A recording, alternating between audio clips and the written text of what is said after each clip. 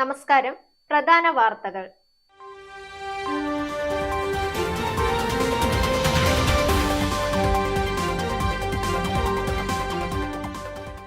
കാരുണ്യ ആരോഗ്യ സുരക്ഷാ പദ്ധതിക്ക് 100 കോടി കൂടി. വയലാർ ശരത്ചന്ദ്ര വർമ്മ മലയാറ്റൂർ അനുസ്മരണ പ്രഭാഷണം നടത്തി. തകർത്തടിച്ച് പ്രോട്ടീസ്, ദക്ഷിണാഫ്രിക്കയ്ക്കെതിരെ ഇന്ത്യക്ക് ഇന്നിംഗ്സ് തോൽവി.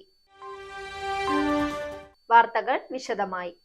കാരുണ്യ ആരോഗ്യ സുരക്ഷാ പദ്ധതിക്ക് 100 കോടി രൂപ കൂടി അനുവദിച്ചതായി ധനകാര്യമന്ത്രി KN ബാലഗോപാൽ അറിയിച്ചു. 2 വർഷത്തിൽ 3200 കോടി രൂപയുടെ സൗജന്യ ചികിത്സയാണ് പദ്ധതിയിലൂടെ ഉറപ്പാക്കിയത്. 12.5 ലക്ഷത്തോളം പേർക്കാണ് മികച്ച ചികിത്സ ലഭ്യമാക്കിയത്. കാസ്പിൽ സംസ്ഥാനത്തെ ദരിദ്രരും ദുർബലരുമായ 41.96 ലക്ഷം കുടുംബങ്ങൾ ഉൾപ്പെടുന്നു. കുടുംബത്തിന് ആശുപത്രി ചികിത്സയ്ക്കായി പ്രതിവർഷം 5 ലക്ഷം രൂപയാണ് നൽകുന്നത്. ഒരു കുടുംബത്തിലെ മുഴുവൻ വ്യക്തികൾക്കോ അല്ലെങ്കിൽ ഒരു വ്യക്തിക്ക് മാത്രമായോ പദ്ധതിയിലൂടെ സഹായം ലഭിക്കും. കുടുംബാംഗങ്ങളുടെ എണ്ണമോ പ്രായപരിധിയോ ഒന്നും സഹായത്തിന് പരിഗണിക്കുന്നതിന് തടസ്സമാകില്ല. ഒരു കുടുംബത്തിലെ എല്ലാവർക്കും പദ്ധതി സഹായത്തിന് അർഹതയുണ്ട്. അംഗമാകുന്ന ഏതൊരു വ്യക്തിക്കും മുൻഗണനാ മാനദണ്ഡങ്ങളില്ലാതെ ചികിത്സാ സഹായം ലഭ്യമാകുമെന്നും പ്രത്യേകതയാണ്. മലയാളത്തിന്റെ സാഹിത്യകാരൻ മലയാറ്റൂർ രാമകൃഷ്ണന്റെ 26ാമത് ചരമവാർഷിക ദിനത്തോടനുബന്ധിച്ച് അനന്തയാത്രയുടെ 26 വർഷങ്ങൾ എന്ന പേരിൽ അനുസ്മരണം സംഘടിപ്പിച്ചു.